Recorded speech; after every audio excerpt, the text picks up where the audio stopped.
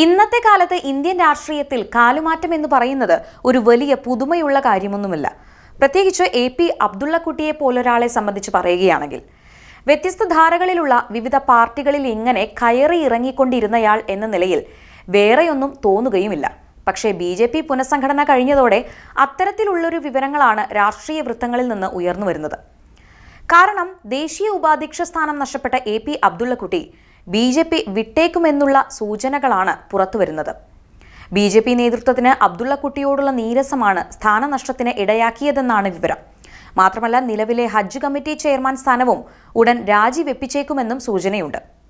വിവിധ പ്രത്യയശാസ്ത്രങ്ങൾ പിന്തുടരുന്ന പ്രമുഖ രാഷ്ട്രീയ പ്രസ്ഥാനങ്ങളിലൂടെ കടന്നുവന്ന ചരിത്രമുള്ള അബ്ദുള്ളക്കുട്ടി ഒടുവിൽ മുസ്ലിം ലീഗിലേക്ക് എത്തുമെന്നാണ് പുറത്തുവരുന്ന വിവരങ്ങൾ. ഇതു സംബന്ധിച്ച ചർച്ചകൾ രാഷ്ട്രീയ നിരീക്ഷകർക്കിടയിൽ സജീവമായിരിക്കുകയാണ്.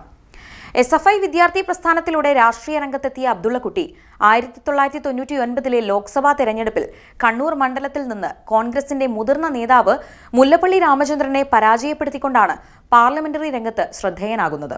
പിന്നീട് CPM-ഉമായുള്ള അഭിപ്രായ വ്യത്യാസങ്ങളെ തുടർന്ന് പാർട്ടിക്ക് പുറത്തുപോയ അദ്ദേഹം കോൺഗ്രസിൽ ചേർന്നു.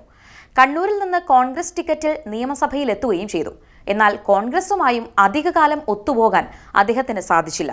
തുടർന്ന് BJP-യിൽ ചേർന്ന അദ്ദേഹം ദേശീയ മുസ്ലിം എന്ന സ്വയം വിശേഷണത്തോടെ പാർട്ടിയിൽ സജീവമായി. ഹജ്ജ് കമ്മിറ്റി ചെയർമാൻ സ്ഥാനവും BJP ദേശീയ ഉപാധ്യക്ഷ പദവിയും അദ്ദേഹത്തെ തേടിയെത്തി.